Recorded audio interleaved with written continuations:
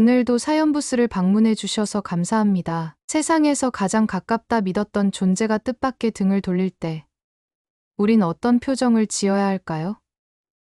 오늘 전해드릴 이야기는 찬밥 신세로 전락한 첫째, 오빠와 막내 동생, 그리고 그 사실을 모른 채 하거나 애써 외면하는 부부의 속 깊은 균열을 따라갑니다. 소외와 편애가 교차하는 가정의 민낯, 그리고 뒤늦은 깨달음이 남긴 잔향까지 함께 걸어보시죠. 사연부스 시작합니다. 나는 38살 혜정, 3남매 중 둘째다. 5살 위 첫째 오빠 지우는 책임감을 몸에 두른 사람이다. 학창 시절엔 새벽 신문 배달로 학비를 보탰고 사회에 나와선 부모님 병원비를 챙겼다. 나보다 10살 어린 막내 민지는 유일한 딸 막내라 애교가 많고 유쾌하다. 3남매는 서로의 버팀목이었고 부모님은 우리를 제비 새끼 셋이라 부르며 웃곤 하셨다. 그런 가족 틈에 들어온 남편 태영은 겉보기엔 흠 잡을 데 없었다. 깔끔한 말투, 치밀한 계획성, 무엇보다 약속을 잘 지키는 사람이라 믿었다.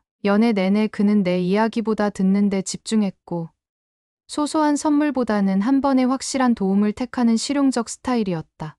나는 그런 태영에게 든든함을 느꼈고 가족들도 보석 같은 사위라며 칭찬을 아끼지 않았다. 결혼식 날 오빠는 건배사 대신 짤막한 덕담을 남겼다. 혜정아, 서로의 다름을 존중하면 어떤 파도도 잔잔해진다. 그 말이 내겐 축복처럼 들렸다. 하지만 삶은 경고를 서서히 아주 조용히 들려준다. 신혼집에 들어와 한 달쯤 지나자 태영은 회식이 잦아졌다. 술자리가 끝나고 집에 들어오면 그는 TV를 켜둔 채 휴대폰만 들여다보았다. 내가 하루 있었던 일을 전하면 고개를 끄덕일 뿐 별다른 반응이 없었다. 피곤해서 그렇겠지라며 애써 넘겼다. 첫 번째 균열은 오빠가 우리 집에 들렀던 날 생겼다. 오빠는 붕어빵처럼 생긴 전자식 아기 체온계를 사들고 왔다. 육아는 장비빨이야라며 웃는 오빠에게 태영은 의례적인 미소만 지었다.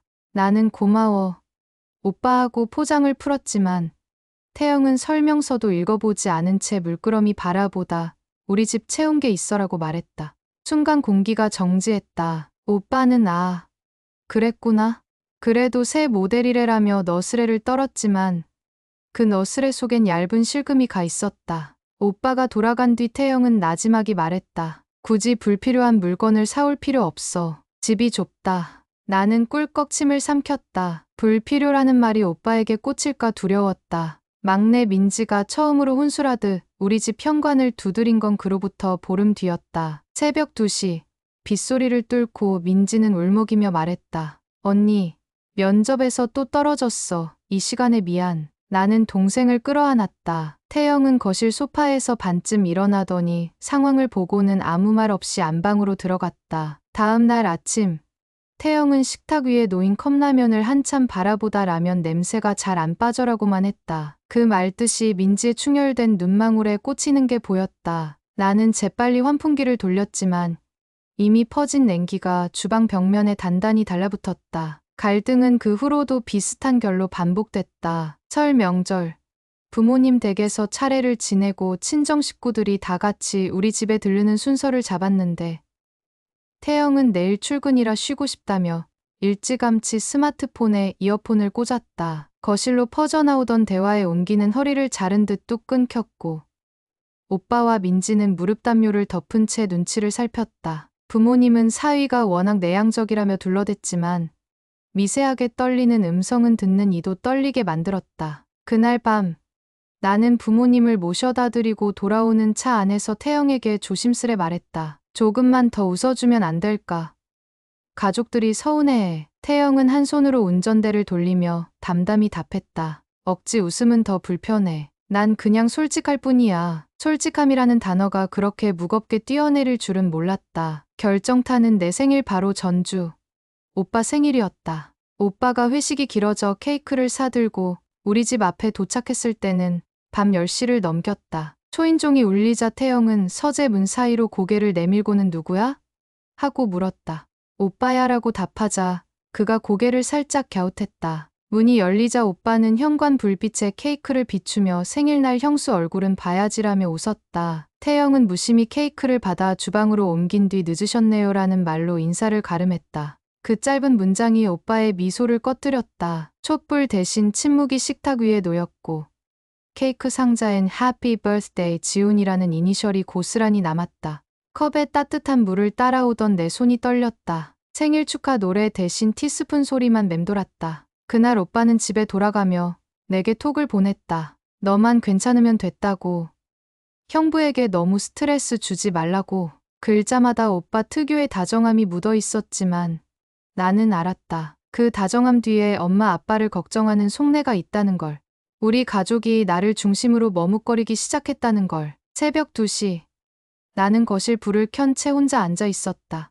텔레비전 화면에는 무음으로 재생되는 오지 여행 다큐가 흑백처럼 흔들렸다. 화면 속 낯선 강줄기가 파도치듯 흘러갈 때 내 머릿속에선 두 세계가 갈라졌다. 하나는 남편과의 결혼 생활.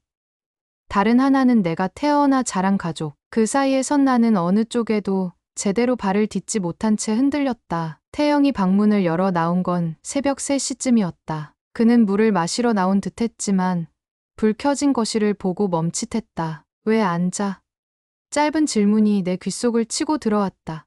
나는 순간적으로 눈물이 올라옴을 느꼈다. 그러나 울음 대신 알 수 없는 웃음이 새어나왔다. 그냥 피곤해서. 태영이 고개를 끄덕이며 돌아섰을 때 내 심장은 너무 느리게 뛰어서 차라리 멈춘 줄 알았다. 척금이 길게, 그러나 확실히 가슴 중앙을 가로질렀다. 봄비가 지붕을 두드리던 어느 토요일 아침, 나는 느지막이 일어나 거실 커튼을 걷었다. 엷은 비 냄새가 창 사이로 스며들었지만 집 안 공기는 한겨울보다 더 차갑게 얼어 있었다. 태영은 서재에 갇힌 듯 문을 닫고 있었고 나는 부엌에서 아이 이유식을 끓이며 민지에게 보낼 축하 메시지를 작성했다. 잠깐의 평화조차 오래 머물지 못했다. 서재 문이 삐걱 열리더니 태영이 부엌으로 나와 밥솥 뚜껑을 들춰보며 오늘 점심은 밖에서 사 먹으면 어때?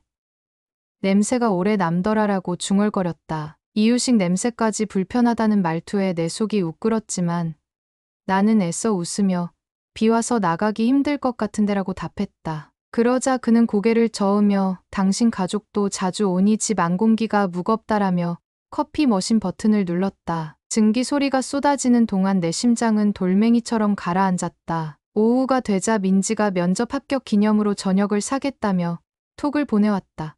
나는 거리낌 없이 우리 집에서 먹자고 답했으나 메시지를 읽던 태영이 고개를 들었다. 또? 이번엔 밖에서 만나면 안 돼. 당신 동생도 바쁘잖아. 그는 커피 잔을 내려놓으며 바쁜 사람을 위하는 척했지만 그 시선엔 분명 집을 지키려는 욕심이 서려 있었다. 굳이 왜 나가? 민지도 우리 집이 편하다는데. 내가 반박하자 그는 한숨을 내쉬었다. 솔직히 말해. 당신 가족 올 때마다 내 쉴 공간이 사라져. 내 입술이 바싹 마르며 목구멍이 타들어갔다. 가족 방문이 남편의 휴식권을 침해한다는 논리 앞에서 내 가족 사랑은 이기심으로 둔갑했다. 그날 저녁, 민지는 편의점 꽃다발과 제일 작은 케이크를 들고 초인종을 눌렀다. 현관문이 열리자 태영은 필요한 만큼만 웃고 뒤돌아서더니 거실 조명조차 켜주지 않았다. 나는 민지에게 커다란 담요를 건네며 밖에 추웠지라고 했지만 동생의 눈가엔 벌써 서운함이 번지고 있었다. 아이는 민지를 보자마자 손뼉을 쳤고 민지는 비닐 장갑을 끼고 케이크를 자르며 형부도 드세요라고 말했다. 태영은 소파에 몸을 묻은 채 난 단 거 잘 안 먹어라고 고개를 젓더니 리모컨을 눌러 TV 볼륨을 조금 올렸다. TV에서 흘러나온 뉴스 앵커 목소리가 축하 인사보다 더 크게 거실을 채웠다. 민지는 억지로 미소를 지었지만 포크를 입에 넣을 때마다 눈빛이 흐려졌다. 나조차 케이크의 단맛을 느끼지 못했다. 다음 날 새벽, 오빠 지훈에게서 전화가 왔다. 어제 민지가 많이 울었더라. 형부가 무서운 사람은 아닐 텐데 왜 저러냐?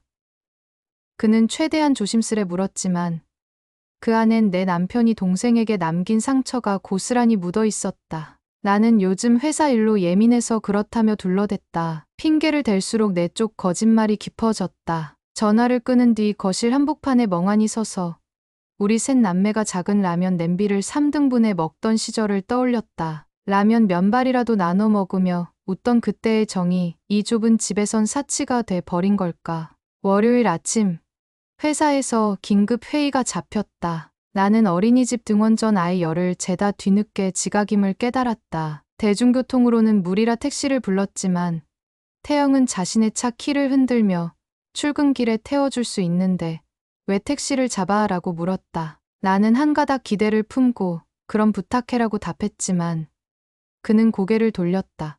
오늘은 외근 일정 있어서 반대 방향이야. 미리 말했으면 조율했겠지. 협조 대신 나무람이 돌아왔다. 택시 창밖을 스치는 봄비가 전부 잿빛으로 보였다. 회사에서도 마음이 가시 박힌 듯 찜찜했다. 점심시간 나는 민지에게 이번 주말 고시원 이사 도와줄까? 라고 물었다.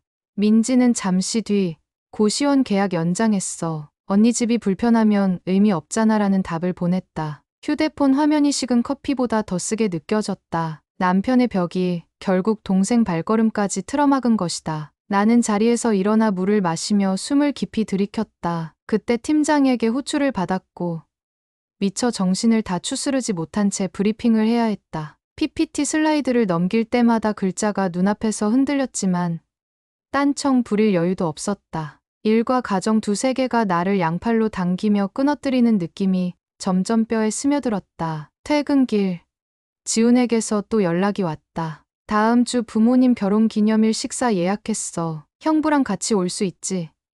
나는 잠시 망설였다. 부모님이 기다리는 자리를 또 남편이 피하면 상처가 깊어질 게 뻔했다. 알아볼게라고만 답한 뒤 전화를 끊었다. 집에 돌아오니 태영은 주방에서 와인 잔을 닦고 있었다. 나는 용기를 내어 다가가 말했다. 다음 주 수요일에 부모님이 저녁 같이 하자셔. 결혼기념일이라 우리 같이 갈 수 있을까? 태영은 잔을 닦던 행주를 내려놓으며 물끄러미 나를 바라봤다. 수요일이면 해외 바이어 미팅 준비로 정신없어. 나 없이 다녀와. 단호한 한마디가 날카로운 칼끝처럼 들렸다. 우리 부부가 함께 가야 의미가 있잖아라고 설득하려 했지만 그는 고개를 저었다. 당신 가족 행사에 내 존재가 꼭 필요한 것 같지 않은데. 말끝에 스민 냉소가 손끝을 저리게 했다. 그날 밤 오빠에게 태영이 일정이 잡혀 어렵다고 인터넷 뱅킹하듯 빠르게 거짓을 송금했다. 오빠는 잠시 후 괜찮다는 답을 보내왔지만 문자 아래 남겨진 이모티콘조차 쓸쓸해 보였다. 내 손에 쥔 휴대폰 화면이 이토록 차갑다니. 나는 한숨을 내쉬며 거실 불을 꺼버렸다. 어둠 속에서 천장의 형광등 흔적이 가늘게 빛났다. 그 빗줄기가 남편과 내 틈 사이로 떨어진 고드름처럼 느껴졌다. 며칠 뒤 회사에서 야근하던 중 민지에게서 사진이 도착했다. 고시원 1층 복도에 놓인 축하 화분과 꽃다발. 그리고 민지의 작은 손 하트였다. 문구엔 스스로 더 단단해지기로 라고 적혀 있었다. 나는 그 사진을 확대했다 줄였다 하면서 가슴이 조여왔다. 동생이 내 집보다 더 좁은 방에서 자립의 의지를 다지는 이유가 남편이란 현실이 쓰라렸다. 불 꺼진 사무실에서 프로젝트 파일을 닫으며 문득 깨달았다. 태영은 침묵으로 경계를 그었고 나는 그 경계 바깥에서 발을 동동 구르며 가족 사이에 놓인 다리를 잃어가고 있었다. 주말 비로소 남편과 마주 앉을 시간을 마련했다. 아이를 재운 뒤 거실에 조명 하나만 켜두고 나는 준비해둔 말을 꺼냈다. 나는 오빠랑 민지가 우리 집에 올 때 편안했으면 좋겠어. 그게 그렇게 힘들어?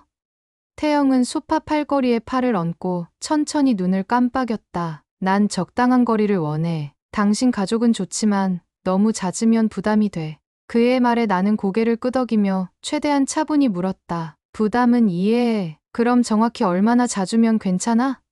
태영은 바로 답하지 않았다. 대신 질문으로 받았다. 당신은 내 부모님께 얼마나 시간을 쓰지?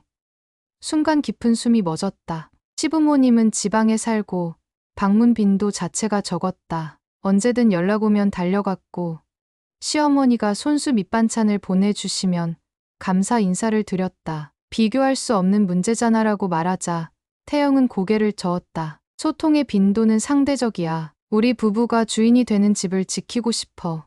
그는 단정적인 어조로 결론을 내렸다. 그 순간 내 안에 반박하고픈 목소리와 포기하고픈 체념이 동시에 들끓었다. 나는 입술을 깨물고 일어나 버렸다. 대화는 갈등을 풀기보다는 갈등이 얼마나 깊은지 확인하는 도구가 되어버렸다. 밤이 깊어갈수록 집 안은 무거웠다. 아이 방에서 들려오는 규칙적인 숨소리만이 유일한 위로였다. 나는 베란다 문을 살짝 열고 빗방울 소리를 들었다. 귓가에 파문처럼 번지던 물소리가 이내 천둥에 묻혔다. 결혼은 둘만의 약속이라 했지만 그 약속이 내 친정을 가르는 칼날이 될 줄은 몰랐다. 결국 나는 아직 마르지 않은 레인코트처럼 축축하게 흔들렸다. 하지만 마음 한 곳엔 아직 불씨가 살아있었다. 내가 먼저 식어버리면 내 가족까지 완전히 얼어붙을 테니까. 결국 다가오는 부모님 결혼기념일 저녁 식탁은 남편 없이 차려질 것이다. 나는 그 식탁이 또 하나의 상처가 되지 않도록 어떻게든 무언가를 바꿔야 했다. 그리고 그 바뀜은 남편의 마음을 여는 일보다 먼저 내 결심을 분명히 세우는 일임을 직감했다. 거리 두기를 강요하는 사람 앞에서 물러서기만 하면 아무것도 지켜낼 수 없으니까. 깊어진 밤, 빗줄기는 점점 굵어졌다. 방 안천장이 아닌 내 가슴속에서 무언가 후둑후둑 떨어지는 듯했다. 고개를 들었을 때 창밖 가로등 불빛이 빗물에 일렁이며 흐릿하게 번졌다. 그것은 결심 이전의 두려움이었고 동시에 결심 직후의 떨림이기도 했다. 수요일 저녁, 부모님 결혼기념일 식탁은 예정보다 훨씬 조용했다. 도시락용 반찬을 넉넉히 싸들고 온 오빠는 내가 현관문을 닫고 돌아보는 순간 태영의 부재를 눈치챘다. 친절한 표정으로 형부는 출장이지? 물었지만 그 뒷말이 정말? 이라는 물음표를 끌고 매달렸다. 나는 대답하는 대신 가스레인지에 불을 켜 전골 냄비를 올렸다. 막내 민지가 테이블 볼을 펴며 부모님께 오늘은 저희가 서빙할게요라 애썼지만 어머니는 딸과 사위 사이의 미묘한 틈을 손끝으로 짚은 듯 시선이 자꾸만 흔들렸다. 아버지는 오가던 젓가락을 잠시 멈추고 신문을 접든 나지막이 말했다. 결혼하면 바쁘지. 그럴 수도 있다. 그러나 말끝이 떨어지기 무섭게 젓가락을 놓고 기침이 길게 이어졌다. 축하 케이크 초에 불을 붙이기도 전에 식탁 위엔 침묵이 우수수 쌓였다. 기념일은 축하가 아닌 눈치 보기로 기록되었다. 집으로 돌아오는 지하철 안에서 나는 휴대폰을 3번이나 들었다가 내렸다. 잘 도착했어. 라고 태영에게 보낼까 고민했지만 머릿속에서 되돌아오는 대답은 차가운 응뿐이었다. 손가락을 움츠리다 바로 톡방을 열어 오빠와 민지에게 오늘 와줘서 고마워라고 보냈다. 곧바로 따뜻한 하트 이모티콘이 도착했지만 화면을 끄자 어둠이 더 진해졌다. 집 문을 열자 태영은 거실 소파에 누워 헤드셋을 낀 채 영어 컨퍼런스 녹음을 되풀이해 듣고 있었다. 나는 신발을 벗으며 조심스레 말을 건넸다. 회의는 잘 준비됐어. 그는 헤드셋을 목으로 내리며 생각보다 자료가 많아서 정리하느라 힘들다라고 답했다. 나는 한숨을 삼키고 오늘 부모님 많이 기다리셨어라고 말했지만 그는 머리를 끄덕일 뿐이었다. 미안. 이번엔 정말 시간이 안 됐어. 그 말에서 미안함보다는 면피의 결연함이 더 뚜렷했다. 다음 날 오전, 회사에서 급히 걸려온 전화를 받았다. 아버지가 새벽에 저혈당 쇼크로 응급실에 실려갔다는 소식이었다. 나는 바로 조퇴계를 내고 택시를 잡았지만 태영에게는 메시지만 남겼다. 아빠가 병원 가셨어. 저녁에 설명할게. 택시 차창에 빗발이 찍히듯 걱정이 달아붙었다. 병원 복도에서 먼저 도착해 있던 오빠와 눈이 마주치자 서글픔이 눈덩이처럼 커졌다. 아버지는 다행히 안정을 찾았지만 당분간 입원 관찰이 필요하다고 했다. 나는 간호사에게 퇴원 설명을 듣는 동안 휴대폰을 10번도 넘게 봤다. 태영에게서 온 답은 회의 중, 저녁에 얘기하자라는 단문뿐. 병실 창밖 하늘은 회색이었고 내 심장은 깊은 물속처럼 묵직했다. 저녁, 귀가하자 태영은 식탁에 샐러드와 캔맥주를 꺼내두고 있었다. 나는 코트를 벗다가 말없이 그를 바라봤다. 아버님 상태가 어때? 그가 물었지만 목소리엔 긴장보다 의무감이 담겨 있었다. 혈당이 안 좋아져서 입원하셨어. 며칠은 돌봐야 해. 내가 앉지도 않고 내뱉자. 그는 맥주 캔을 따며 직장도 바쁜데 병원까지 다니면 힘들겠다라고 휘청거리는 공감을 흘렸다. 나는 눈을 들어 그를 정면으로 노려보았다. 그러니까 당신이 조금이라도 도와주면 안 돼. 긴장한 숨이 스테인리스 숟가락을 떨고 매달렸다. 그는 잔을 들고 한 모금 마신 뒤 천천히 입을 뗐다. 도와줄 수 있어. 그런데 당신 가족은 나를 필요로 해 보이지 않아. 오히려 내가 가면 불편할 걸. 그 순간 맥주 거품이 컵 가득 쏟듯 내 속도 끌어올랐다. 불편하다는 건 당신이 벽을 세웠기 때문이야. 처음부터 따뜻하게 대했으면 이 상황까지 오지 않았겠지. 날선말이 튀어나갔고 태영의 표정이 굳었다. 인간관계는 쌍방이야. 나도 노력했어. 그는 담백하게 말했지만 나는 웃음이 새어나왔다. 노력? 조카가 밥 먹자는데 TV 볼륨부터 올린 사람이. 침묵이 무겁게 가라앉았다. 냉장고 모터 돌아가는 소리가 폭풍 전야의 바람같이 울렸다. 그날 밤 나는 아이 옆에서 잠드는 척하다 몰래 거실로 나와 오빠와 통화했다. 오빠는 부모님 걱정 말고 일단 내 몸도 돌봐라며 내 목소리 떨림을 진정시켰다. 하지만 통화를 끄자 눈물이 턱선을 타고 터졌다. 나는 소파 베개에 얼굴을 묻으며 속삭였다. 나도 누군가에게 기댈 수 있을까? 그물처럼 얽힌 마음이 한꺼번에 찌그러지며 턱 밑까지 쓰라렸다. 주말 병원 엘리베이터에서 시멘트 향이 섞인 소독약 냄새를 맡으며 아버지를 면회하던 중 일정을 맞춘 민지가 도착했다. 오빠도 곧 도착했고 우리는 병실 곁 의자에 앉아 조용히 이야기를 나눴다. 민지가 불쑥 형부 안부 전해요? 라고 묻자 오빠가 내 눈치를 살피며 웃었다. 나는 고개를 저었다. 오늘은 회사 사정이래. 그때 아버지가 기침하며 눈을 뜬 채 조용히 말했다. 사위가 바쁘면 그럴 수 있지. 내가 힘들어도 티 내지 말아라. 아버지 눈가에 피로가 깊게 스며 있었다. 그 순간 가슴속 어딘가에서 끈이 뚝 끊어졌다. 아버지조차 나를 걱정하며 사위를 두둔하고 있는 현실이 살을 내었다. 병원 로비로 나오자 오빠가 내 팔을 잡았다. 혜정아, 내가 눈치 보는 거 다 안다. 형부에게 말해. 우리가 가족인 게 왜 짐이 돼야 하냐고. 나는 입술을 깨물었다. 말해봤어. 벽처럼 돌아와. 민지가 손등으로 눈물을 훔치며 속삭였다. 그럼 언니가 챙길 사람이 2배로 늘어나는 거야. 언니는 우릴 챙기려 애쓰고 형부도 달래려 애쓰고 언니만 무너져. 그 말은 돌직구였지만 날카롭지 않았다. 오히려 깊이 박혀 깨달음을 터뜨렸다. 집으로 돌아가는 길. 나는 휴대폰에 메모를 열고 이야기의 골격을 적기 시작했다. 내가 지켜야 할 건 관계의 숫자가 아니라 진심이어야 한다는 문장을 썼다가 지웠다. 진심이라는 단어가 애매하게 흐릿해서였다. 그러다 결국 한 줄로 정리했다. 나는 내가 사랑받을 권리를 포기하지 않겠다. 첫 필기 뒤에 손끝이 떨렸지만 다시 같은 문장을 정자로 또렷이 적었다. 손글씨 획마다 새로운 각오가 심장에 각인되었다. 집에 도착하자 태영은 소파에 누워 뉴스 클립을 보고 있었다. 나는 코트를 옷걸이에 걸면서 담담히 말했다. 나 오늘부터 병원 숙직실에서 자주 새우잠 잘 거야. 아버지 곁을 지켜야 하니까. 태영은 깜짝 놀란 눈으로 앉아 집에 아이 있잖아. 밤에 내가 없으면이라며 목소리를 높였다. 나는 조용히 그를 응시했다. 너무 부담스러우면 아이와 호텔방 잡을래. 숨이 딱 멎은 듯 정적이 흘렀다. 태영은 입을 다물었다. 집 천장등이 우리를 냉정하게 비추었고 그때 처음으로 태영의 눈동자에 흔들림이 보였다. 그날 밤 침대 밑 스탠드만 켜둔 채 태영과 긴 대화를 했다. 나는 솔직하게 말했다. 오빠와 동생은 내 존재의 절반이야. 그 사람들을 배제하라는 건 나 자신의 반을 잘라내라는 말과 같아. 당신은 날 사랑한다면서 왜 내 반쪽만 원해?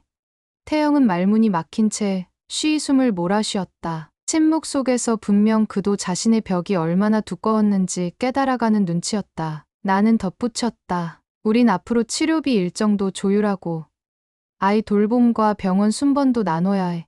그리고 내 가족 방문 횟수를 조율할 수는 있지만 대신 당신도 따뜻하게 맞아줄 노력이 필요해. 이번엔 명령이 아닌 제안이었다. 태영은 천천히 고개를 숙여 한숨을 내쉬었다. 생각할 시간이 필요해. 그는 처음으로 방어보다 사색에 가까운 표정을 지었다. 그 순간 긴 터널에 불이 캐 하나 켜진 듯 희미한 빛이 보였다. 하지만 심화된 갈등이 쉽게 풀릴 리 없었다. 그 다음 날 태영은 회사로 향하며 회의가 늦어질 수 있어. 아이 픽업은 어떻게 해? 라며 간접적으로 내 부재를 문제 삼았다. 나는 지금은 부모님이 우선이야. 당신이 협조해줘야 해라고 확고히 답했다. 머뭇거리던 그는 결국 차 문을 닫으며 알겠어.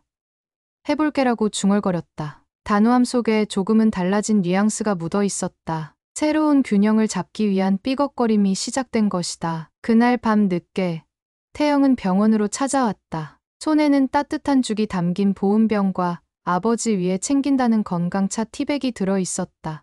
나는 복도 의자에서 그를 마주보고 앉았다. 준비가 덜 됐어도 왔어. 가족으로서 할 일을 생각해보고 싶었어. 그의 목소리는 작지만 분명했다. 아직은 작은 균열일지라도 그 틈새로 미약한 햇살이 비추기 시작했다. 그리고 나는 그 빛을 더 넓히기로 마음먹었다. 병원 복도마다 희미한 형광등이 피곤한 눈꺼풀처럼 깜박였고 아버지의 심전도 모니터엔 잔잔한 파동이 이어졌다. 태영이 보온병을 내려놓고 커버를 돌리는 동작이 의외로 서툴러서 나는 그 손끝을 멍하니 바라보다가 문득 그가 낯설 만큼 인간적으로 느껴졌다. 결혼 후 처음 보는 투박한 조심성.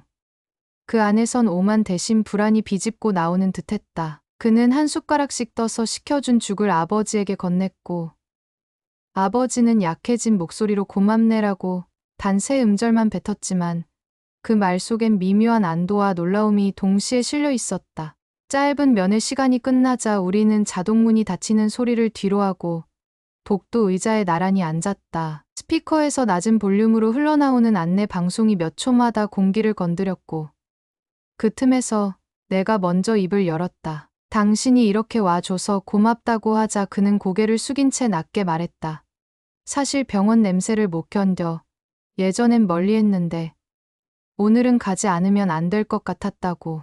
호흡보다 느린 속도로 내리깔리는 목소리를 듣자 묘한 울컥임이 가슴 언저리를 퉁겼다. 우리는 별다른 말을 잇지 못한 채 손등이 스칠 만큼만 가까이 앉았는데 묵은 먼지를 털듯 작은 진동이 얼어붙은 벽을 조금씩 허무는 게 느껴졌다. 며칠 후 퇴원 수속을 마치고 아버지를 모시고 집으로 향하던 길 태영은 운전대를 잡고 조심스레 제안을 꺼냈다. 앞으로 주말마다 부모님 댁에 함께 들러 건강 상태를 체크하자.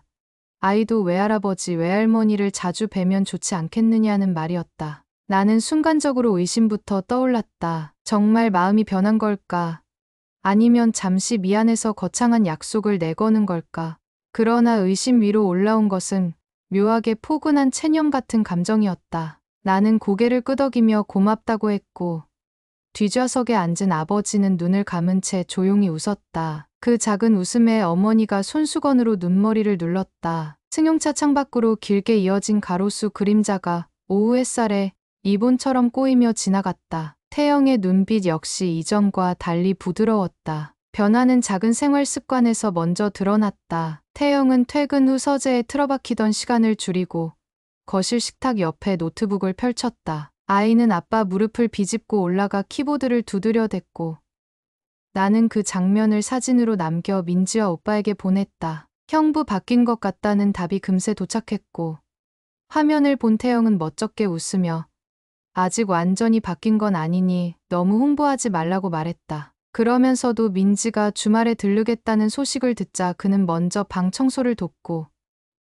아이 책상을 거실 한쪽으로 옮겨 공간을 넓혔다. 마치 벽이었던 가구를 스스로 밀어내듯. 주말 아침 민지는 봉지 가득 딸기를 사와서 잼을 끓였다. 태영은 유리병을 끓는 물에 소독하며 동생에게 잼 보관 팁을 설명했다. 처음엔 민지가 긴장한 기색이었으나 형부가 유머 섞어 잔설탕 속도를 조절하라고 잔소리하자 어깨가 풀리며 웃음이 터졌다. 거실에 딸기향이 퍼지고 나는 설거지물을 털며 이 냄새가 우리 가족의 첫 공동 기억처럼 오래 남길 소망했다. 그러나 완벽한 화해라 부르기엔 아직 어딘가 삐걱거렸다. 잼을 식히던 오후 태영은 문득 오빠 지훈에게 전화해 식사 자리를 만들자고 제안했는데 통화 후 돌아온 그의 표정엔 작은 멍울이 지워지지 않았다. 지훈이 일정이 바쁘다며 다음을 기약했다는 것이 전부였지만 나는 오빠가 느끼는 서운함의 깊이를 알고 있었다. 그 감정을 하루아침에 녹이기엔 시간의 졸음과 상처의 두께가 두터웠다. 다음 날 오빠에게서 장문의 메시지가 왔다. 형부가 노력하려는 건 알겠다. 하지만 우리도 솔직히 쌓인 게 있다. 시간을 갖고 천천히 다가오면 좋겠다. 나는 그 내용을 태영에게 보여줬다. 그는 한동안 폰 화면을 내려다보며 숨을 길게 내쉴 뿐 아무 말이 없었다. 그리고 밤이 깊어갈 즈음 조용히 입을 열었다. 내가 너무 늦게 깨달았다고. 그래서 미안하다고. 진심을 보여주려면 말보다 행동이고 그 행동은 시간이 걸릴 거라고. 형식적인 사과가 아닌 계획표 같은 고백이었다. 그 목소리에 묘한 굵기가 실렸고 나는 잠시 가슴이 뻐근했다. 그 주 금요일 태영은 퇴근 후 곧바로 장을 봐왔다. 오빠가 주말 저녁에 잠시 들르기로 했다는 소식을 듣자 그는 삼겹살 버섯 파프리카를 꼼꼼히 골라왔다. 저녁 준비를 함께하는 동안 태영은 레시피를 검색하며 오빠 입맛을 파악하려 애썼다. 나는 고기 굽는 냄새 속에서 살짝 코끝이 시큰해지는 걸 느꼈다. 문득 어린 시절 세 남매가 놀던 골목길 풍경이 떠올랐다. 해질녘까지 숨바꼭질하던 그때 우리는 숨을 곳이 없어도 서로를 찾아냈다. 가족이라는 이름은 어쩌면 그렇게 상대를 찾아내는 연습일지도 모른다. 식사 자리는 의외로 부드럽게 흘렀다. 오빠는 평소보다 말수가 적었지만 태영이 고기를 뒤집으며 새 브루잉 기계 자랑을 꺼내자 복숭아 향 도는 원두 이야기로 대화를 맞받았다. 술 대신 무알코올 맥주를 건네며 건강관리 노하우를 교환할 때 나는 두 사람 사이에 흐르는 긴장선이 조금씩 느슨해지는 걸 피부로 느꼈다. 아이가 상추쌈을 들고 형아라고 부르며 오빠 무릎에 올라탔고 오빠는 아이 머리를 쓰다듬으며 싱긋 웃었다. 태영의 눈길이 조심스레 그 모습을 담아두는 듯했고 내겐 빛바랜 가족 앨범에 구멍 한 칸이 메워지는 감각이 다가왔다. 식사를 마치고 현관문을 닫자 태영이 한숨을 쉬듯 말했다. 긴장이 많이 됐다고. 나는 냉장고에서 시원한 물을 꺼내 건네며 괜찮았다고 웃었다. 그는 물을 마시고 컵을 내려놓으며 낮게 말했다. 앞으로 더 자주 초대하자고. 그 말은 허락이 아니라 요청에 가까워서 그제야 나는 긴장이 풀려 어깨가 축 내려앉았다. 그러나 감정의 변화는 언제나 직선이 아니었다. 일주일 뒤 태영이 큰 프로젝트에 매달리며 다시 서재에 몰두하기 시작했다. 퇴근하자마자 문을 닫고 이어폰을 꽂는 모습에 아이가 아빠 어디가? 라고 묻자 나는 서운함이 아니라 불안감을 먼저 느꼈다. 혹시 이 모든 변화가 일시적인 반짝임일까 두려웠다. 그날 밤 컵라면 국물에 김치를 얹어 늦은 저녁을 먹던 태영을 마주보고 나는 솔직히 말했다. 요즘 노력해줘서 고마워. 그런데 다시 예전처럼 벽을 쌓을까봐 걱정돼. 그는 라면을 후루룩 넘긴 뒤 젓가락을 내려놓았다. 벽이 아니라 선이 필요할 때도 있어. 하지만 그 선이 철벽은 아니야. 이번 프로젝트 끝나면 다시 거실로 나올 거야. 환하게 약속한 건 아니지만 최소한 의지를 확인한 문장이었다. 며칠 뒤 민지가 이직 확정 소식을 들고 왔다. 태영은 회사 야근을 미뤄두고 퇴근길에 케이크를 사왔다. 케이크 상자를 보는 순간 민지는 눈이 커졌다. 태영은 민지에게 축하 인사를 건네며 아이스크림 맛을 고르라 했고 민지는 잠깐 머뭇거리다 포크를 들며 형부에게 조심스레 감사했다고 말했다. 그 말에 태영이 예전과 달리 진심 어린 웃음을 보였고 나는 민지가 그 웃음을 제대로 마주보는 걸 확인했다. 그렇게 눈빛이 교차하는 찰나 나는 장작에 불씨가 옮겨붙듯 마음 한구석이 화르르 따뜻해졌다. 오빠와 태영 사이엔 여전히 신중한 거리감이 남아있었다. 하지만 그 거리는 예전처럼 차갑고 불편한 공백이 아니라 서로를 관찰하며 다가갈 여지로 변화했다. 나는 태영에게 말했다. 당신이 스스로 변하려고 애쓰는 걸 오빠는 eventually 느낄 거야. 그러자 그는 조용히 웃었다. 결국엔 이라는 말 참 좋네. 우리는 밤하늘로 시선을 돌렸다. 창문 너머로 동그란 달이 구름 사이를 헤치며 빛났다. 닫힌 창문이지만 달빛은 묘하게도 모든 벽을 통과해 방 안을 비추는 듯했다. 그날 새벽 태영은 서재 문을 열어두고 일했다. 타닥타닥 키보드 소리가 거실까지 흘러나왔고 나는 소파에 기대 아이카시트 조리법 영상을 보다가 그 소리에 귀를 기울였다. 구분막이 없는 소리는 이상하리만큼 안심을 줬다. 여전히 풀어야 할 오해가 남아있고 아직 오빠와 태영 사이엔 뛰어야 할 계단이 많지만 적어도 문은 열려 있었다. 여는 쪽과 돌아보는 쪽이 서로를 확인하며 내는 작은 불빛은 어둠을 밀어내기엔 충분치 않아도 길을 잃지 않게 할 만큼은 따뜻했다. 그렇게 감정의 변화는 돌덩이 하나가 서서히 흙으로 부서져 꽃씨를 덮어주는 과정처럼 눈에 띄지 않는 속도로 증명되고 있었다. 아버지가 퇴원한 지 열흘 뒤 토요일 새벽 공기는 이른 봄꽃향으로 축축했지만 우리 셋 남매의 마음은 모처럼 가벼웠다. 태영은 약속한 대로 아침 일찍 일어나 아이를 챙기고 트렁크에 휠체어와 과일 바구니를 실었다. 작은 SUV가 친정 골목에 들어서자 아버지는 창문 너머로 손을 흔들며 기다리고 있었고 어머니는 마당 끝 화분 손질을 멈춘 채 환한 얼굴로 우리를 맞았다. 태영이 먼저 내려 휠체어를 펼치고 아버지에게 다가가 벨트 버클을 조심스레 꽉 조여주자 아버지는 손등을 토닥이며 사위가 점점 듬직해지는구먼이라 혼잣말처럼 중얼댔다. 그 짧은 칭찬 한마디에 태영의 귓불이 붉어지는 게 보였다. 나는 부엌에 들어가 탕국 냄비를 뒤적이며 어머니와 시선을 맞췄고 어머니는 눈매를 접으며 속삭였다. 태영이 많이 달라졌네.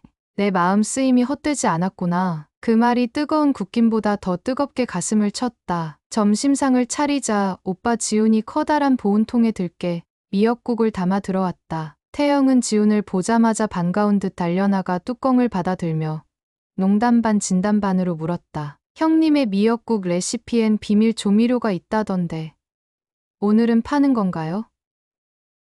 지훈은 쿡 웃으며 형부가 막 감별사라 걱정돼 추가 양념했다고 맞받았다. 말 끝에 흐르는 기류가 예전과 달리 부드러웠다. 각자 밥그릇을 앞에 두고 숟가락을 나눌 때 아이가 아버지 무릎에 앉아 숟가락을 부딪히며 말했다. 건강하세요, 할아버지. 순간 웃음과 콧날 시큰함이 동시에 상위에 퍼졌다. 그 한 끼엔 오래 묵은 오해를 헹구는 따뜻한 국물 맛이 배어 있었다. 식사 후 거실에 모여 앉아 커피를 나눌 때 태영은 조용히 지훈에게 말을 꺼냈다. 이달 말에 회사 카페테리아를 비워 이벤트를 여는데 형님 원두 브랜드 홍보 부스 자리 하나 비어 있더라고요. 괜찮으시면 추천하고 싶은데 지훈은 놀라 눈이 커졌다. 그는 1년 전부터 소규모 로스팅 사업을 준비 중이었는데 그 사실을 가족 말곤 아는 이가 없었다. 형부 그걸 어떻게라 묻자 태영은 미소만 지었다. 형님이 정성 들여 볶은 원두로 얻은 향이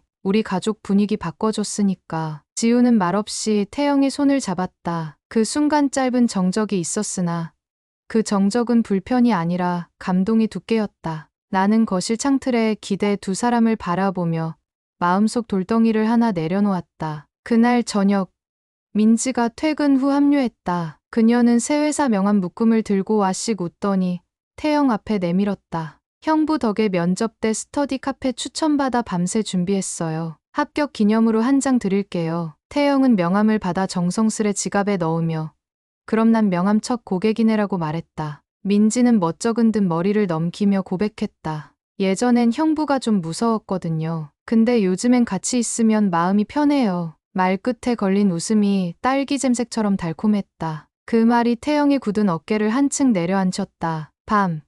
돌아오는 길에 차 안에서 태영은 불을 줄인 계기판을 바라보다 입을 열었다. 솔직히 말하면 처음엔 두려웠어. 난 혼자 있는 시간이 꼭 필요했는데 당신 가족은 서로 끊임없이 에너지를 나누더라. 그 활력이 내겐 부담으로 느껴졌어. 나는 가만히 그의 손등을 쓰다듬었다. 그건 우리 방식이었고 당신 방식도 존중해야 한다는 걸 나도 뒤늦게 배웠어. 하지만 벽 대신 문을 달아두면 열고 닫는 건 서로의 선택이잖아. 그는 핸들을 돌리며 고개를 끄덕였다. 서재 문을 닫으면서 마음문도 함께 닫은 것 같아. 이제는 틈이라도 열어둘게. 그 약속은 복잡한 변명을 덧칠하지 않은 채 단순했고 그래서 믿음이 갔다. 며칠 뒤 태영은 가족들을 위한 작은 프로젝트를 시작했다. 주말 브런치 번갈아 준비하기였다. 첫 주자는 그였고 테이블엔 홈베이킹한 시나몰롤과 토마토 콜드 수프,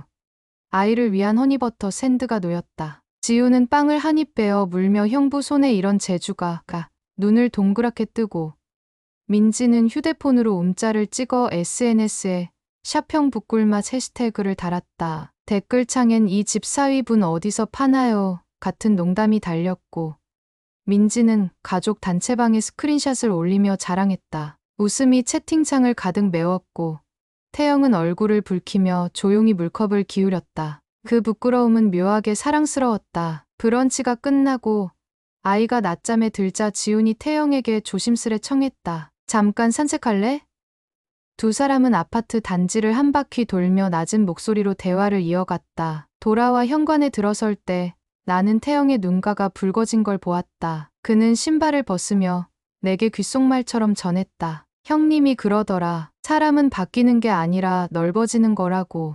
나 좀 더 넓어지고 싶어. 그 고백은 회한이 아닌 다짐에 가까웠다. 변화의 물결은 친정뿐 아니라 시댁까지 번졌다. 다음 주 태영은 어머니에게 전화를 걸어 새로 배운 들깨, 미역국 비법을 공유하며 처가에서 인기 얻은 레시피라 자랑했다. 시어머니는 웃음소리로 전화를 마무리했고 나는 그 통화를 옆에서 듣다 이 댁과 저 댁 사이에 가만히 이어지는 다리가 생겨난 걸 확인했다. 어느 밤 거실 스탠드 아래 둘만 남았을 때 태영은 새벽 공기를 들이켜듯 숨을 쉬었다. 혜정, 당신이 내 벽을 무너지라 강요했다면 난 더 두꺼운 벽돌을 쌓았을 거야. 하지만 당신은 계속 두드리면서도 내 손을 잡아 끌지 않았어. 그래서 내가 먼저 문을 만들고 싶어졌어. 나는 눈시울이 뜨거워져 고개를 끄덕였다. 나도 당신의 선을 존중할게. 대신 우리가 같은 정원을 바라볼 수 있게 문을 활짝 열어두자. 그 순간 스탠드 불빛이 바람에 흔들리는 듯 살짝 떨렸고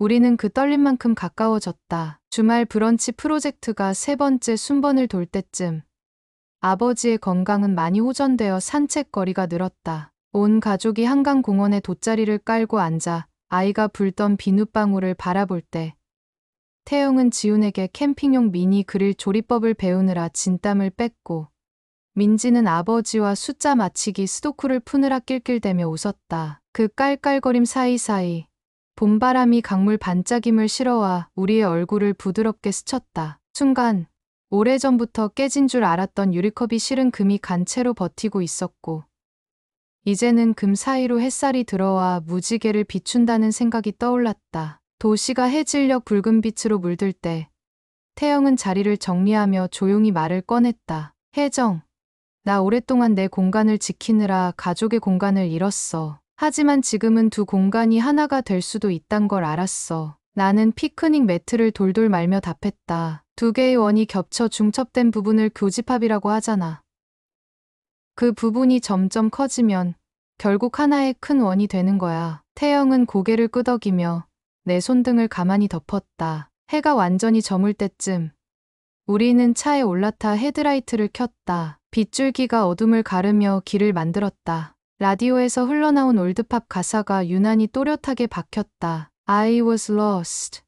Now I'm found. 태영이 웃으며 볼륨을 살짝 올렸다. 나는 창밖으로 스쳐가는 거리의 불빛을 바라보며 마음속으로 중얼거렸다. 우린 길을 잃은 게 아니라 서로 다른 길의 중간에서 만나고 있었구나. 경부 고속도로 진입 표지판이 멀어질 때쯤 아이가 뒷좌석에서 꾸벅꾸벅 졸았다. 그 리듬에 맞춰 내 심장도 잔잔히 뛰었다. 집에 도착해 아이를 재우고 나서는 거실에 불을 켜두지 않았다. 대신 창밖 달빛이 거실 바닥에 희미한 사각형을 그렸고 우리는 그 빛 담요 위에 나란히 앉았다. 태영이 낮은 목소리로 속삭였다. 오늘처럼만 살면 좋겠다. 나는 살짝 웃으며 대답했다. 오늘이 쌓이면 내일이 되고 그런 내일이 모여 우리 인생이 되는 거야. 달빛이 양손을 감싸 안듯 우리 고개 위로 흘렀다. 찰같이 서늘하지만 따뜻한 상반된 감촉이 공존했다. 바로 그 감촉이 우리 가족의 새로운 온도였다. 그날 밤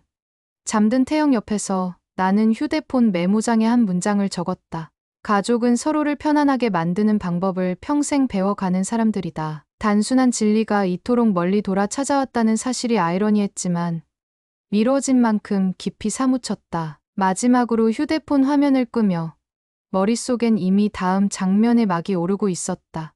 남은 과제는 갈등을 딛고 일어선 우리 가족이 어떻게 서로의 등을 밀어줄지, 그리고 그 응원 속에서 또 어떤 반전이 꽃필지. 잠결에 들려오는 태영의 규칙적인 숨소리가 마치 관객의 숨죽임 같은 설렘을 품고 있었다. 태영의 회사는 매년 6월이면 글로벌 바이어 초청 행사를 연다. 사내 전 직원이 주말을 반납하며 동분서주하는데 올해는 특히 해외 본사 부사장이 처음 방문한다는 소식이 퍼지며 긴장감이 극에 달했다. 태영은 기획팀 파트장으로 프로젝트 전체 동선을 총괄했고, 나는 그 주 내내 그가 새벽에 귀가의 거실에서 쪽잠 자는 모습을 지켜봐야 했다. 토요일 새벽 2시.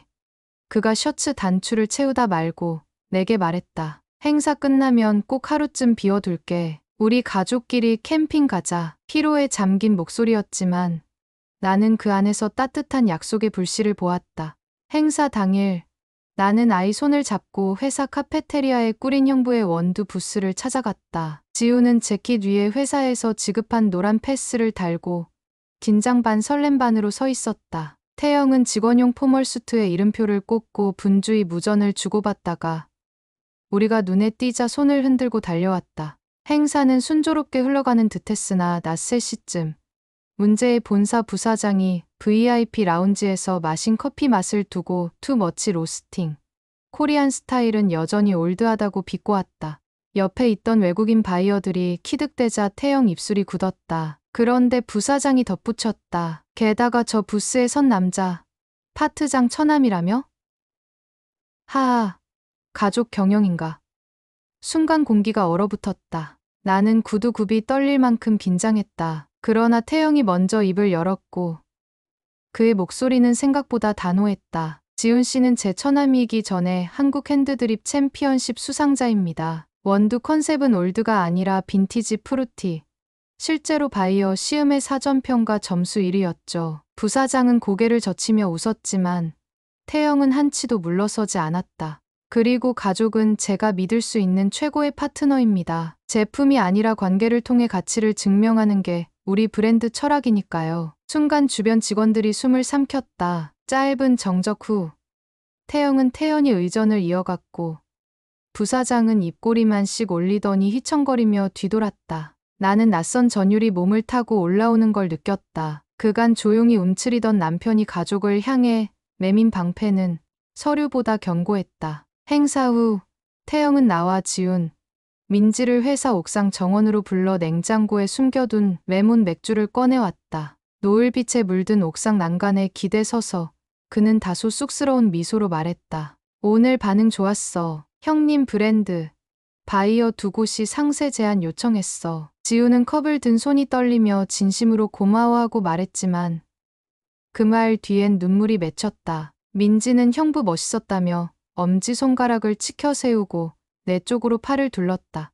나는 태영의 어깨를 두드리며 속삭였다. 당신, 이제 벽이 아니라 성문지기가 됐네. 그는 웃으며 남은 맥주를 털어 넣었다. 그날 밤, 태영은 내게 오래 숨겨뒀던 속내를 고백했다. 첫째인 그 역시 어릴 적부터 비교당하며 자랐고 의도치 않게 가정에서 역할이 고립된 경험이 있었다는 것이다. 그래서 누군가에게 밀려나지 않으려면 공간을 꾹 움켜쥐어야 한다고 착각했어. 그는 이마를 짚으며 말했다. 그런데 가족은 움켜쥐면 도망가고 손을 내밀면 돌아오더라. 그 목소리를 듣는 순간 내 오랜 서운함이 부드러운 이끼처럼 녹아내렸다. 서로를 이해하려는 눈빛이 그날 새벽까지 거실 불빛을 대신했고 우리는 손을 맞잡은 채 한참을 앉아 있었다. 다음 주 태영은 진짜로 하루를 비워 우리를 캠핑장으로 데려갔다. 강가에 작은 화덕을 피우고 삼겹살이 지글거릴 때 아이는 돌멩이에 페인트로 얼굴을 그리며 놀았다. 태영은 지훈과 강물에 발을 담그고 낚시 채비를 하다 말고 말했다. 형님, 제 욕심일지 몰라도 당신 원두로 패밀리 블렌드 라벨을 만들어 온라인 마켓에서 팔아보면 어때요? 지훈은 낚싯대를 내려놓고 그를 바라보았다. 오랜 시간 굳어있던 첫째 오빠의 어깨선이 푸르게 풀렸다. 그때 나는 깨달았다. 우리 가족 관계를 한 집에 가두는 대신 시장과 길로 확장시켜 버리면 갈등은 저절로 목적지를 잃는다는 걸. 해질 무렵 텐트 앞 모닥불에서 민지가 두 손에 커다란 보냉병을 들고 나타났다. 형부랑 오빠, 아까 밤낚시 중에 손이 얼까봐 생강차 끓였어요. 향긋한 김이 피어오르고 모닥불 너머로 별이 올라왔다. 태영이 내 옆에 앉아 작은 목소리로 말했다. 오늘처럼 모두가 같은 불빛을 보며 웃는 순간이 진짜 휴식이야. 나는 그의 어깨에 머리를 기대며 속삭였다. 우린 드디어 따로 또같이가 아니라 함께 그리고 편안히가 됐네. 깊어가는 밤이 강물 위에 길게 비추고 우리만의 무연탄 같던 갈등이 붉은 수초로 변해 서서히 온기를 배웠다. 가을이 성큼 다가왔을 때 지우는 회사의 지원을 받아 첫 팝업 카페를 열었다. 태영은 휴가까지 내고 개점날 새벽부터 매장 앞 의자를 나르며 현수막을 고정했다. 카페 간판에는 패밀리 블렌드 브루잉 더 러브라는 문구가 적혔고 그 아래 조그맣게 Thanks to Tea Y라 새겨져 있었다. 오픈 첫 주말 줄이 길게 늘어섰다. 사람들은 빈티지 프루티 원두 맛이 독특하다며 SNS에 올렸고 태영의 동료들도 인증샷을 찍어 사내 게시판에 자랑했다. 나는 카페 안 한쪽에 마련한 작은 쿠션 의자에 앉아 아이와 퍼즐을 맞추며 손님들 표정을 살폈다. 그 얼굴들 사이사이로 한때 찬밥 신세를 자처하다시피 했던 오빠와 동생, 그리고 남편이 분주히 웃고 손짓하는 모습이 겹쳐 보였다. 민지는 패밀리 블렌드 스티커를 잘 붙였는지 확인하러 돌아다니다가 태영과 나란히 서서 손님에게 홈브루 용량을 설명했다. 그 모습을 보던 지훈이 눈을 가늘게 뜨며 장난스레 외쳤다. 형부, 이제 내 사업 파트너 확정이요? 태영은 손을 털듯 들어 보이며 농담으로 받았다. 파트너 맞습니다만 계약서는 장모님 사인이 있어야 해서요. 웃음소리가 매장 천장과 유리창을 타고 올랐다. 점심 무렵 어머니 아버지가 도착했다. 아버지는 아직 간헐적으로 지팡이를 짚었지만 얼굴엔 생기가 돌았다. 어머니는 책 넓은 모자를 눌러 쓰고 들어와 카페 구석에 놓인 파자마색 린넨 소파를 쓰다듬었다. 우리 집 거실보다 편안해라고 농담하자 모두가 웃었다. 태영이 어머니 손에 따뜻한 라떼를 쥐어주며 장모님은 바닐라 스위트한 걸 좋아하시죠? 나 묻자 어머니 눈가가 젖었다. 아버지는 첫 모금 후 꽃향기도 나는데 라며 감탄했다. 그 장면을 사진으로 찍어준 손님이 있었고 잠시 뒤 카페 인스타그램 계정에 가족 인증샷이 올라왔다. 폐점 후 우리는 매장 조명을 어둑하게 낮추고 가운데 테이블을 붙여 앉았다. 오후 늦게부터 내린 비가 유리창 위를 미끄러졌다. 지훈이 하루 매출표를 들고 웃으며 말했다. 간신히 손익분기점을 넘겼다. 첫날이면 성공이지. 태영은 어깨를 두드리며 이건 시작이야. 가족 파워를 보여주자. 민지는 계산대 옆 화이트보드에 1일차 성공이라고 적고 하트를 그려 넣었다. 나는 아이를 무릎에 앉히고 장부를 바라보았다. 숫자보다 눈부신 건 이 테이블 위로 자연스레 놓이는 서로의 손짓과 시선, 누구도 밀어내지 않는 온도였다. 밤이 깊자 어머니 아버지를 먼저 모셔다 드리기로 했다. 차에 오르기 전 아버지가 태영의 손을 꼭 잡았다. 사위는 가족을 이어주는 다리라더니 오늘 내가 그 다리를 건넜구먼. 그 말에 태영의 눈가가 붉어졌고 어머니는 조수석에서 우리도 사위 덕에 세상 구경 많이 하겠네라며 웃었다. 돌아오는 길 나는 창밖 가로등을 바라보며 말했다. 당신이 있어 우리가 한 식구였다는 걸 다시 증명했어. 태영은 핸들 위 손가락을 톡톡 두드리며 대답했다. 증명은 끝이 아니라 시작이니까 이제 더 자주 가족들을 초대하자. 말끝이 아슬하게 떨렸지만 그 떨림은 설렘이었다. 겨울 초입 가족 모두가 우리 집 거실에 모였다. 따뜻한 보일러 열기가 바닥을 덮었고 내가 끓인 꼬리곰탕 냄새가 퍼졌다. 아이는 할아버지 지팡이를 빙글빙글 돌리며 놀았고 민지는 태영에게 커피 원두 품질 테스트 용지를 보여주며 새 블렌드 의견을 구했다. 지우는 식탁에 앉아 매장 2호점 후보지를 지도 앱으로 띄웠다. 태영은 생각에 잠기다 내 눈을 바라봤다. 두 눈 사이로 과거의 서운함이 아닌 미래의 계획이 번뜩였다. 그는 결국 2호점 위치, 장기적으로는 로스터리 투어 코스랑 연계하면 좋겠다고 말했고 지우는 무릎을 치며 환호했다. 그렇게 새로운 아이디어가 폭죽처럼 터지고 웃음이 겨울밤을 녹였다. 잠자리에 들기 전 거실에 덩그러니 남겨진 빈 머그잔을 설거지하다 문득 생각했다. 벽돌 하나가 무너지면 먼지가 심하게 일지만 그 다음 순간 햇빛이 쏟아진다. 우리가 무너뜨린 것은 사실 벽이 아닌 고립된 두려움이었고 손을 맞잡아 올린 것은 탑이 아닌 넓은 잔디밭이었다. 창밖엔 첫눈이 내리기 시작했고 나는 스스로에게 속삭였다. 가족을 사랑한다는 건 끝나지 않는 선택이야. 오늘 다시 그 선택을 했다면 내일도 하면 되는 거야. 다음 날 새벽 태영이 침대 옆에서 잠든 아이를 바라보다가 내 손을 잡고 말했다. 우리 집에 처음 왔던 지훈 형님 표정. 기억나? 나는 고개를 끄덕였다. 이젠 그때와 반대야. 내가 누군가를 초대하고 기다리는 사람이 됐으니까. 그 말이 잔잔한 파문을 일으키며 가슴 깊이 스며들었다. 우리 부부의 방은 어두웠지만 창문 틈으로 파고든 첫눈 빛이 베개와 이불 사이를 희미하게 밝혔다. 포근한 정적 속에서 태영의 한숨은 만족의 숨이었다. 그리고 그 숨결 위로 오래전 오빠가 결혼식장에서 건네주었던 덕담이 떠올랐다. 서로의 다름을 존중하면 어떤 파도도 잔잔해진다. 우리는 다름을 인정하는 데 오래 걸렸지만 결국 바다는 잔잔해졌다. 그리고 잔잔한 수면 위로 떠오른 것은 따뜻하게 익어가는 우리 가족의 새로운 계절이었다.